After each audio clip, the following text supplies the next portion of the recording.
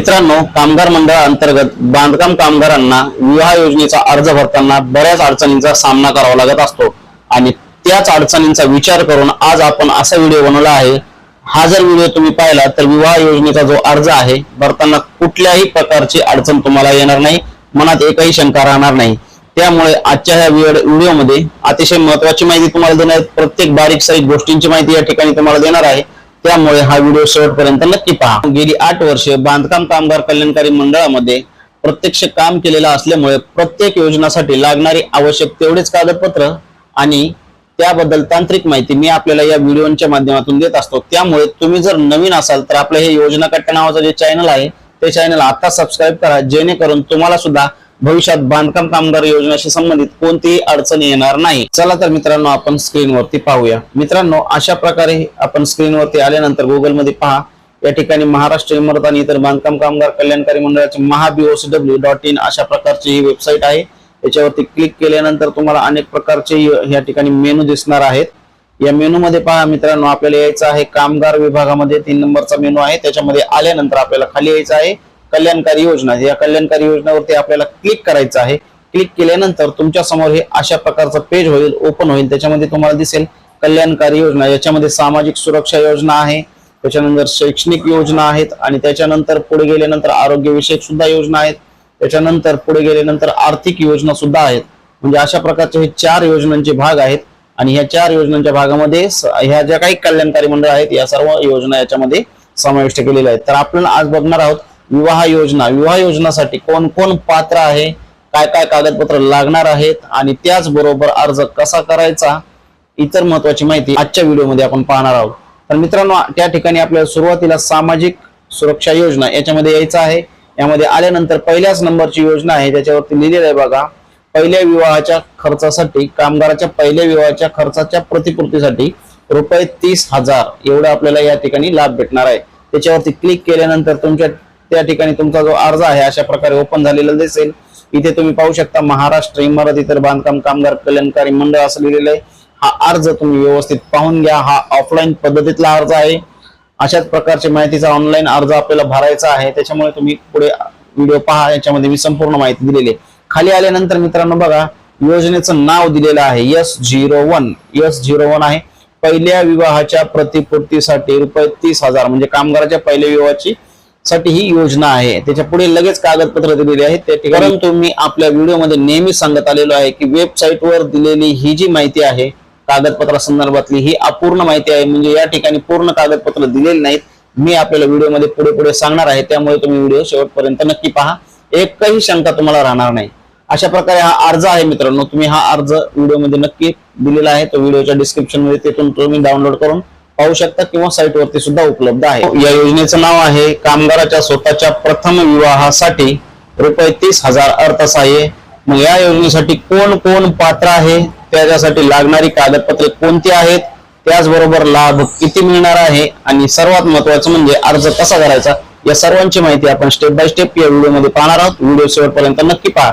सर्वात महत्त्वाचं म्हणजे मित्रांनो, आता कोण कोण पात्र आहे, नोंदीत सर्व पात्र कामगार याच्यासाठी अर्ज करू शकतात। मी काय म्हणले, नोंदीत सर्व पात्र कामगार म्हणजे हे जे कामगार आहेत ज्यांच्याकडे लेबर कार्ड असणं आवश्यकता आहे आणि त्याचबरोबर हे सध्याच्या घडीला अविवाहित असणं आवश्यक आहे। म्हणजे जे अविवाहित कामगार आहे त्यांचं लग्न झाल्यानंतर ते या योजनेसाठी अर्ज करू शकतात, किंवा ज्यांच्याकडे लेबर कार्ड आहे त्यांचं नुकतंच लग्न झालेलं आहे ते सुद्धा या विवाहासाठी अर्ज करू शकतात।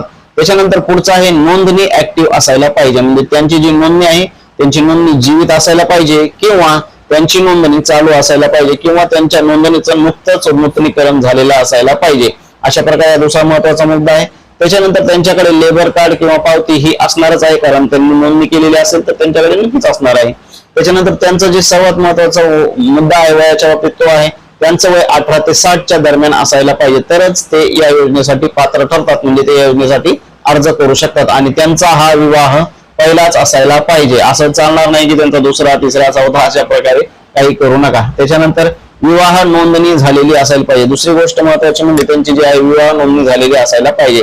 त्याच्यानंतर मित्रांनो, यासाठी लागणारी सर्वात महत्त्वाची गोष्ट म्हणजे कोणकोणती कागदपत्रे यासाठी लागणार आहेत। तर सर्वात महत्त्वाचं कागदपत्र आहे आपल्याला त्यांचं लेबर कार्ड किंवा पावती लागणार आहे, कारण अर्ज भरताना त्याची आपल्याला गरज पडणार आहे। त्यामुळे ते लागणारच आहे। त्याच्यानंतर पती पत्नीचे आधार कार्ड सुद्धा आपल्याला त्या ठिकाणी त्यांचं लागणार आहे। पत्नीचं आधार कार्ड आपल्याला सासरचा असू द्या किंवा माहेरचा असू द्या ते आपल्याला लागणार आहे। त्याच्यासाठी तुम्हाला कोणतीही अडचण येणार नाही, कारण बऱ्याच लोकांना हा प्रश्न पडलेला असतो, सर माझ्या पत्नीचं जे आधार कार्ड आहे अजूनही माहेरचंच आहे, त्याच्यावरती नाव इकडचं अजून केलेलं नाही, मग ते आपण जोडू का? तेच सांगतो की या ठिकाणी तुम्हाला पती आणि पत्नीचं जे आधार कार्ड आहे ते जोडायचं आहे। त्याच्यामध्ये त्यांनी असं सांगितलेलं नाही की माहेरचंच जोडा किंवा सासरचंच जोडा, आपण पत्नीचं आधार कार्ड जे आहे तर आपण जोडू शकतो, कोणतंही काही अडचण येणार नाही। त्याच्यानंतर पुढे बघा, ₹100च्या बॉन्डवर एक शपथपत्र आहे। ते शपथपत्राचा नमुना तुम्हाला या ठिकाणी दाखवतो व्हिडिओवर, ते तुम्हाला शेवटी व्हिडिओच्या दिलेला आहे, व्हिडिओच्या डिस्क्रिप्शन मध्ये दिलेला आहे, त्या ठिकाणी तुम्ही डाउनलोड करू शकता।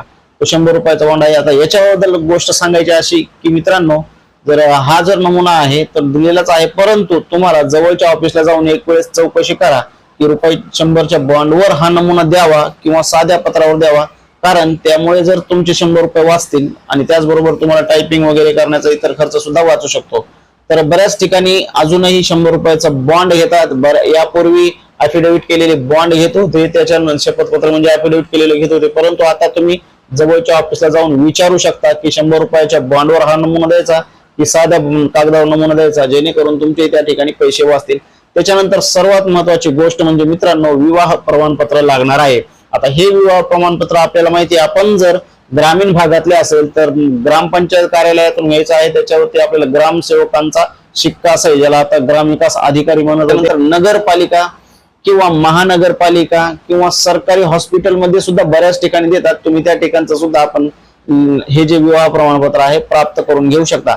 त्याच्यानंतर मित्रांनो, लागणाऱ्या कागदपत्रामध्ये पुढचा भाग आहे त्या ठिकाणी रेशन कार्ड। आपल्याला माहिती आहे रेशन कार्ड नुसतं असून चालणार नाही, तुमच्या कुटुंबाचं असून चालणार नाही, त्याच्यामध्ये पती आणि पत्नी दोघांचंही नाव असेल तर अतिशय उत्तम गोष्ट आहे, म्हणजे जेणेकरून तुम्हाला अडचण अर्ज भरताना येणार नाही। त्याच्यानंतर आपण सांगितल्याप्रमाणे पती पत्नीचं जे आधार कार्ड ही शंका तुम्हाला दूर झाली असेल, पत्नीचं आधार कार्ड माहेरचं किंवा सासरचं कुठलंही असलं तरी चालणार आहे, काही अडचण तुम्हाला येणार नाही। त्याच्यानंतर आपल्याला बँक पासबुक जोडायचं आहे। आता बरेच लोक म्हणतात सर हे कोणाचं बँक पासबुक जोडायचं? ज्याच्या नावाचं लेबर कार्ड आहे त्याचंच आपल्याला बँक पासबुक जोडायचं आहे। त्याच्यानंतर हे जे सर्व कागदपत्र आहेत, ज्या ठिकाणी तुम्ही अर्ज भरायला घेऊन जाणार आहात त्या ठिकाणी जाताना सर्व कागदपत्र आपल्याला मूळ स्वरूपातील लागणार आहेत, म्हणजे अर्जांची झेरॉक्स चालणार नाही, कागदपत्रांची झेरॉक्स चालणार नाही। त्याच्यानंतर पुढे बघा मित्रांनो, या योजनेअंतर्गत किती लाभ मिळणार? जसं आपल्याला माहिती आहे नावातच आहे ₹30,000, तर साहजिकच आहे आपल्याला सुद्धा या योजनेअंतर्गत ₹30,000चा लाभ मिळणार आहे।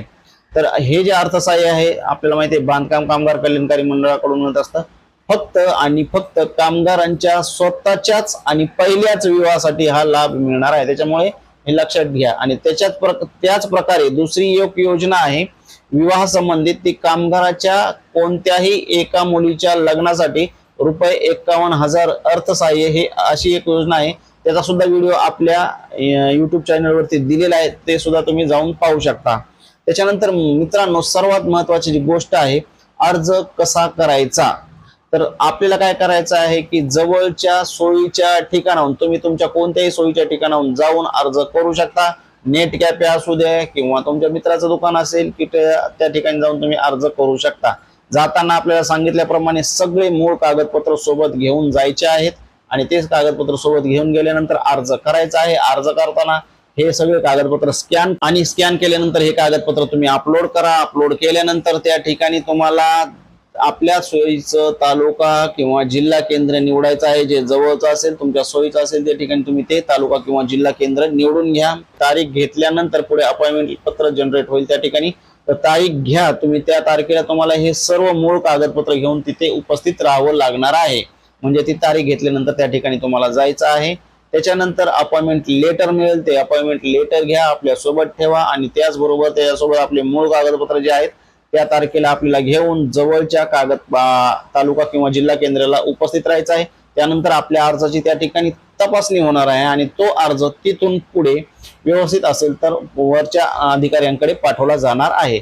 अशा प्रकारे हा अर्ज आपला पुढे पाठवला जाणार आहे। त्याच्यानंतर काही दिवसांनी आपला अर्ज मंजूर होईल आणि मंजूर झाल्यानंतर तसा मेसेज तुम्हाला तुमच्या मोबाईल वरती येणार आहे आणि तशा प्रकारे मेसेज आल्यानंतर त्याच्यानंतर काही दिवसातच डीबीटी द्वारे म्हणजे डायरेक्ट जे खातं तुम्ही जोडलेलं आहे, आधार संलग्न खातं असू द्या किंवा कोणतंही असू द्या, काय अडचण नाही, जे खातं तुम्ही लेबर कार्ड अर्ज भरताना आपण जे जोडलं आहे त्याच्यावरती हे डायरेक्टली तुम्हाला आपल्या खात्यावरती हे अर्थसहाय्य जे आहे त्याचा लाभ जमा होणार आहे.